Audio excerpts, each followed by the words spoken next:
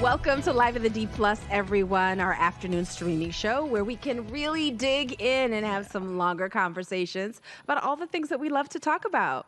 Joining me is Brian Vines, Deputy Director at Consumer Reports. As you know, he has been guest hosting this week and hanging out also for Live in the D Plus. Brian, thank you for hanging out. I'm so happy to be here. We got the good microphones out for the D Plus. Yes, this Amazing. Is only the best, only the best. So, Brian, you work for Consumer Reports. So for those who may not know exactly what Consumer Reports does, tell us about what you all do to make all of our lives better. Because I feel like we've heard Consumer Reports says this, right? And they say this throughout our entire lives, right? Listen, you either grew up in a Consumer Reports house or you did not grow up in a Consumer Reports house, which means you got the magazine and maybe your grandparents or your parents kept them in a file and they always referred to them. But I distinctly remember my dad, like once a year, would come home with the like autos issue in his back pocket, looking for a car, lining up all those dots to see if it was what he wanted.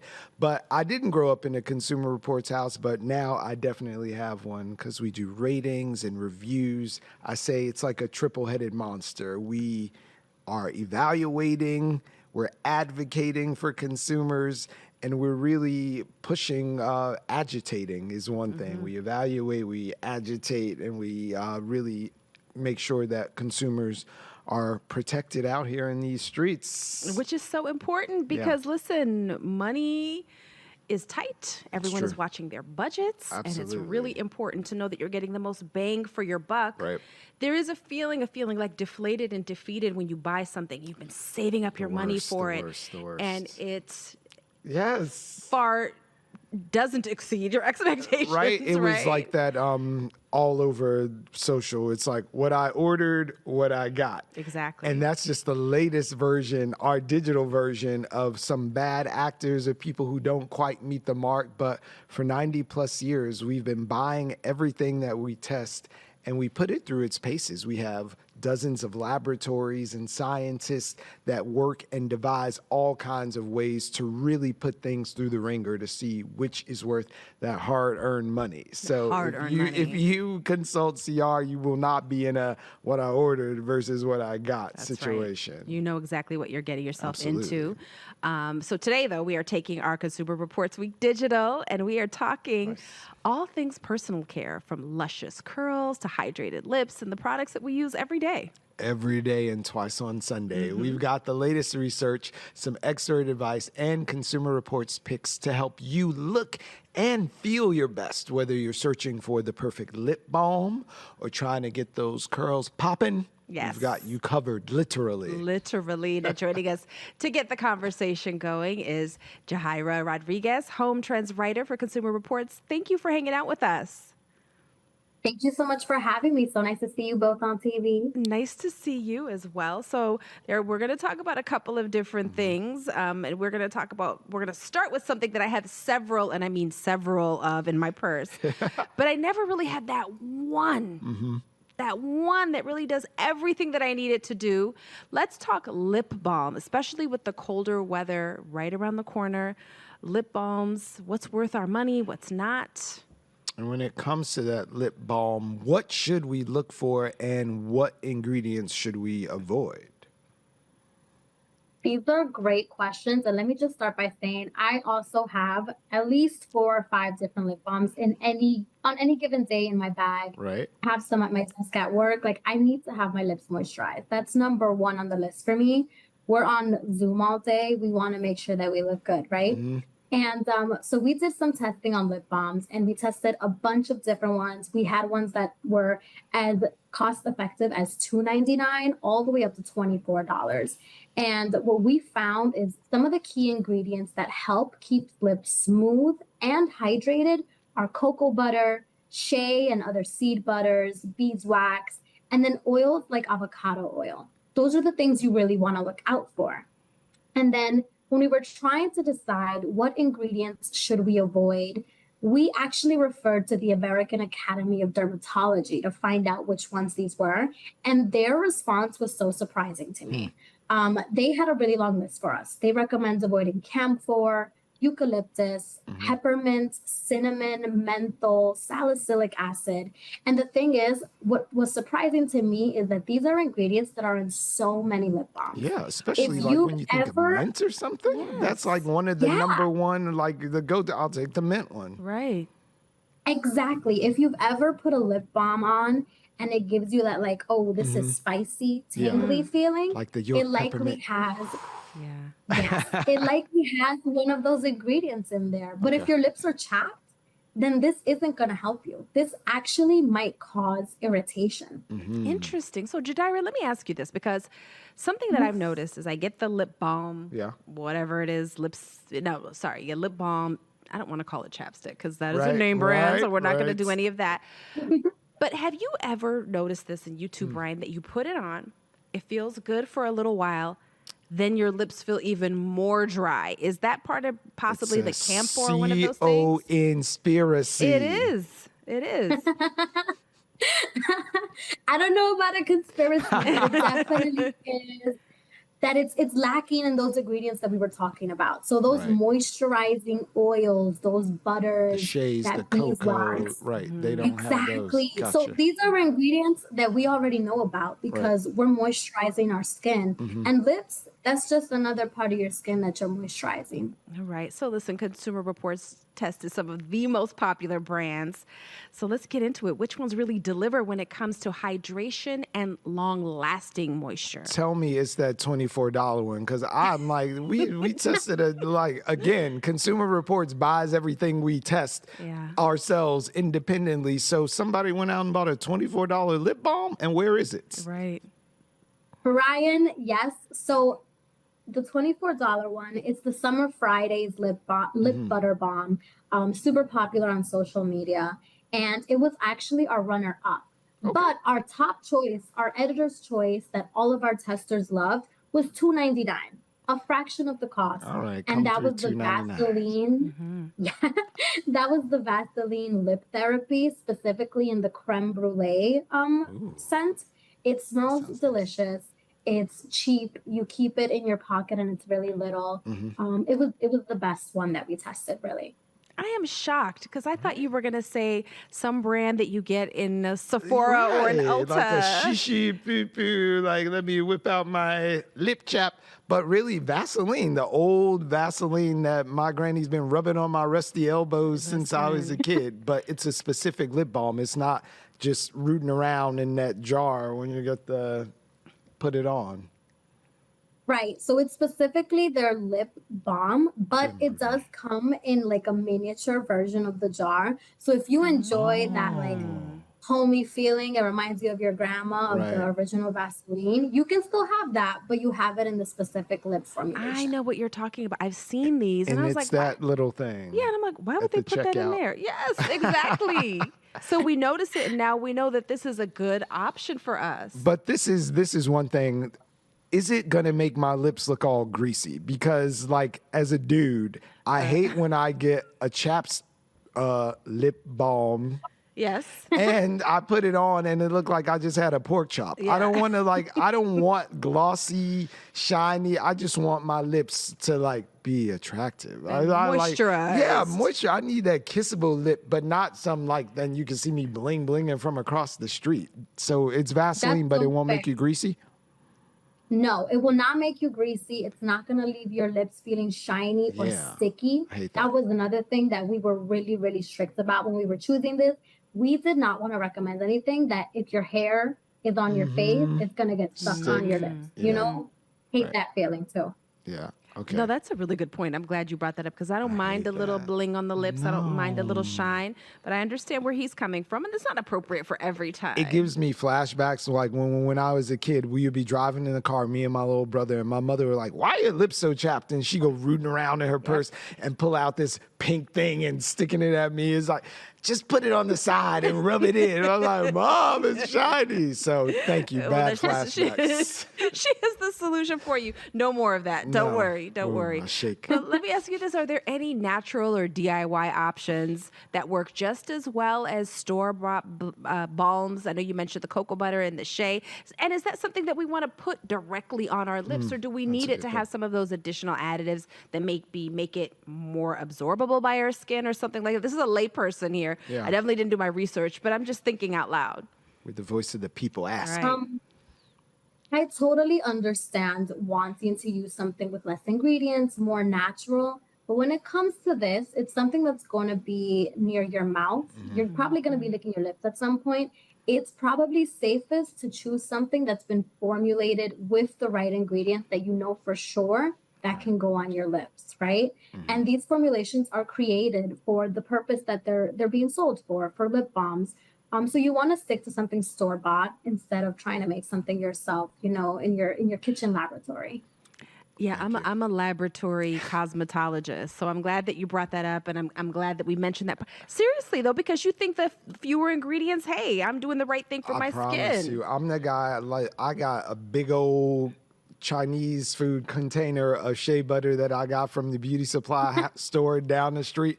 And I know I can put it on my skin, but I promise at night I do slip some onto my lips before going to bed. Maybe I should think that through, because while it's fine for this, like you said, if you're ingesting it, everything right. good for this may not work as well when your largest organ, Absolutely. but put it in your mouth. So, okay, I'm going to break my hood shea butter. Yeah, you got to let it at go. night. Yeah. We got to let it go. Okay, All right, absolutely. one more time. Give everyone the name of the exact lip balm that came in at number 1, and we'll take the number 2 too, just for funsies. That's the money. Yeah, of course. So number 1 was the Vaseline Lip Fairy Creme Brulee.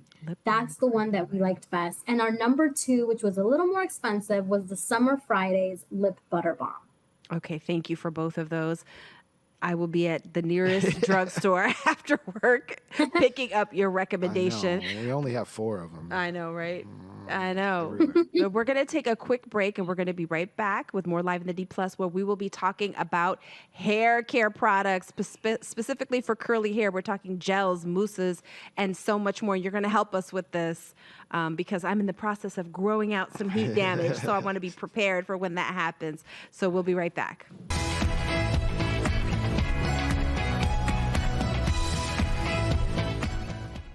Welcome back to Live in the D Plus. We're going to continue our conversation with Jodaira Rodriguez, home and trends writer at Consumer Reports. Now, our next topic is hair products for curly hair, specifically gels, mousses, and more. This is right up my alley. I'm so glad we're talking about this. Seriously, because the thing about curly hair, Brian and I were talking about it. What worked this week might not work next week. Depending upon the weather, the way your hair looked yesterday, it might not look that way today. That's just par for the course. Well, I work with 2 of the best heads of hair in the business. Tati is known for her curls that are lovely and popping. And Jodaira is the curl queen at Consumer Reports. She has lustrous curly hair that we all know. So whenever there's like something to do with hair, it's like, oh, we got to get Jodaira in the mix to tell us how it works, because like, look at the woman. Yeah, like, absolutely. Gorgeous hair. Healthy. All right. So for those with curlier, So for those with curlier textured hair, what is the secret to choosing the right gel or mousse without weighing our hair down or causing buildup? Because that's such a big part of it. Yeah. So it's such a tricky thing to try to find the perfect product for your hair. Like you say, something that works today, next week, you probably get the worst results of your life on wash day. And it can feel so frustrating. It's so frustrating. But it really is so dependent on your hair texture and your curl patterns. So things that are really heavy, they're going to be great for tighter curls. But they're going to weigh down those looser waves, those looser curls. It's going to be too much for you. It's going to cause buildup. It's going to cause flaking. And it's really not going to let your curls form. So for me, what you really have to do is, one, is know your curl type. That type A through C, that's so helpful just to be able to identify where you fall in that list. And then you go and you look at the products, and right on the label, most of the time, a product will tell you this is best for Right. type 3A curls. This is best for coils. This is best for waves. And that way, you know that that product is specifically formulated to target your type of hair. So you don't have to wonder, like, oh, I wonder if this is going to work for me. You'll feel a little more confident that it will. You know, I noticed that they started having those distinctions on curly hair products, and I'm like, when did the Okay. mainstream get in on Right. this? Like, So what that's y'all know about 4C over here? right, So, which is really exciting to see. So everyone is getting with the program and understanding that different hair types respond to products right. differently and formulating, Mhm. hopefully for everyone. So everyone with different hair types and curl patterns can have an option within a certain brand. Yeah. But let me ask you both this. So what did Consumer Mhm. Reports find when testing popular curl enhancing products? Were there any surprise winners? I have to say that it wasn't so much that I was surprised by the winners, but I was surprised by how many did really well Really? across a number of our testers. We treat our personal care products as personal products. You know, it's not a one size fit all recommendation that we can give our readers. Right. So we had people with wavy hair, we had people with short curly hair, long curly hair, we had coily hair testers. And what we found is that a lot of products worked for everyone. And that was super surprising to hear. Um, you want to make sure that you're looking for things that say that they're good for your hair texture, but I think it's also equally important to see reviews online Hmm. from trusted sources like CR that show you what it looks like on people that look like you, right? It's true. You know, one of my personal things is number one, I feel like I have 5 different textures of hair. So if you ask me which type I have to buy, I do not know. I don't know the numbers from the letters and all that stuff. I know like this part is a little more straight. This part is extra tight back in the kitchen. This part does. So it's like there's 5 different things. So I probably can't go with just one. But I'm wondering if there is, listening to what you said about like so many of them worked well for everyone, and that was surprising. How can people with curls create a simple, just healthy hair routine that keeps your hair, number one, protected, and number two, don't have you looking crazy? Yeah, You that just part. have some kind of that. Like, I would rather be healthy, but if I can be healthy and not make children run from me when I'm going down the street, that would be ideal. What he Everybody's said. looking for like their holy grail routine, right? It's not even like a holy grail product, it's Right. a routine because you know that one product on its own is not going to do it for you. And I talked to some hair experts when I was working on these stories, and I asked them, what do you recommend? What should people look out for? And number one thing is things that are moisturizing. You want to use products that are moisturizing your hair, and that starts with a good moisturizing leave-in conditioner. And that's something that CR hasn't tested yet. I'm Okay. hopeful that we will soon, Bring but it. that should be the number one step in your like wash day routine. If you're doing a wash and go, you want to use a leave-in treatment that is adding some moisture to your hair, because when you're washing it, what you're doing is you're stripping oils out of your hair. You got to bring those in back. Got it. That is so true. The And good that's stuff. also the best kind of base before you start adding the product like the gel or the mousse Got it. to get the real definition. You need that moisture because crunchy defined curls with no moisture, now What's it's the I point? feel like it's bad for your hair Yeah, even what's the as point? opposed to, just leaving it alone, I suppose. But let me ask you this, are there any products that we should really avoid or I should say ingredients maybe that we should avoid? So there are some ingredients that the experts we spoke with said you should avoid. And again, it's all about that moisture or lack thereof. So anything that's really drying. So that's going to be alcohols, it's going to be sulfates, parabens, and then some really heavy oils. Those will actually do the opposite of moisturizing. They're actually going to make your hair feel stiff. They're going to make them feel dry and hard, and they aren't going to let your curl pattern really come through. That's so interesting. When I first heard about that, what you just said about the oils that can actually make your hair Because they were like, hard. it's oil, so how could it not give me lustrous, shiny? But yeah, there's some of those heavier oil, because that's when I learned about humectants Yes. and like things that actually work with the, like aloe is a natural one where it works with the humidity that's naturally around and it helps absorb it into your hair, where some of the oils that are heavier actually work more like a block. So they Yes. keep things, That's right. they might help preserve some of the moisture that's present, but then they're just drying and drying from there on. That's right. That's So many right. things to learn. And then Oh there's my also goodness. something else I read about, and I'm definitely not a scientist on this, but some products that can cause hyperhidrosis, where too much water is what? being absorbed into your hair. Is that a thing? And that'll mess. She knows. Really? I didn't know that you I could. put it on you. I'm sorry, but As a person who's never not had dry hair Yeah. a day in their life, I didn't know that hyperhidrosis was a thing. thing. So I don't know much about hyperhidrosis. I Sure. know that too much protein Protein is too, something that can cause your hair to just like stop being moisturized. It kind of like it's so much product buildup, protein buildup on your hair that nothing else can get through to your hair strands. Okay. So maybe hyperhidrosis next topic for CR to kind Hey, of cover. You can let's tell break I it spend down. so much time on this topic over the I hate years. it. Seriously. But thank you Right. so much for all of the useful information and advice. Now, how can people get more fabulous consumer reports, advice, and information from you? Please check out all of our stories. We are working a lot of personal care right now. It's one of our main focuses. And you can check out all of the stories that I write specifically for curly hair on cr.org. We love it. We need to save as much money as possible, let me tell you. Absolutely. Thank you so much again. We appreciate you. Thanks, Jadira. Thanks for having me. She's great. She knows all the good stuff. Yes, All right, I she can't wait for does. more of her reports. But listen, we're doing consumer reports all week on Live in the D. Tomorrow we're talking about car maintenance. That's right. That seasonal transition, getting you from the summer maintenance into these colder months, keeping it going. Absolutely. And then Friday we're talking. Wait, tomorrow's Wednesday.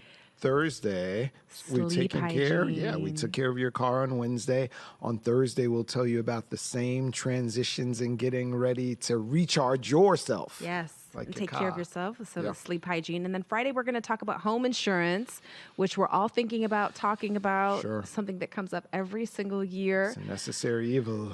It's nothing you can do. You can't even own your home without it. Right. Right? And it's like, it's one of like insurance, the thing you pay for and you hope to never use. Yes. And then outside of that, you hope once you do use it, that they put all the act right on it so Yes. you can actually get what you paid for. And we'll talk about that. And that's really important for us to cover. But listen, Consumer Reports has a special deal for Yeah. Live in the D and WDIV in general. So, Brian, tell us how people can save on a subscription and what they get with that subscription. So, with the power of your phone right now, now you can actually scan that QR code that was created specifically for the WDIV4 family right here in Detroit.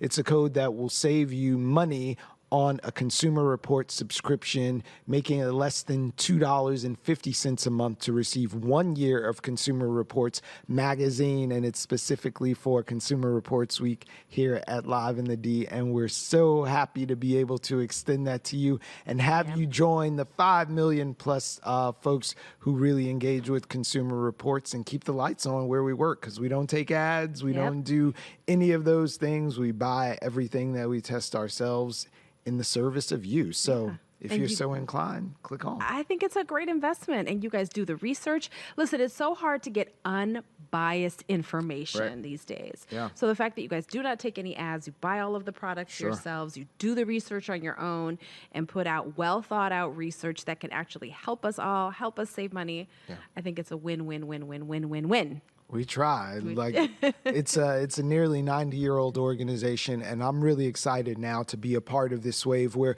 we can have folks like Jadira testing products for curly-haired Yeah. people, and all of us in the diaspora. We were talking hair bonnets this Yes, morning. Like absolutely. all of these things that we over-index in, specifically as people of color, are now getting a voice in the broader society and the scientific reasoning and testing that they deserve to make sure that we stay healthy as well Absolutely. as wealthy. So, Absolutely, because the health, the chemicals, like Yeah. it can go on and on and on Yeah. about that. I was waiting for Ginger's report before I invested In a bonnet. new bonnets, Right. Because you got to replace them every now and again. So that was helpful for me, and I think that Consumer Reports will be helpful for all of our viewers as well. Don't forget, tomorrow we are talking about car maintenance.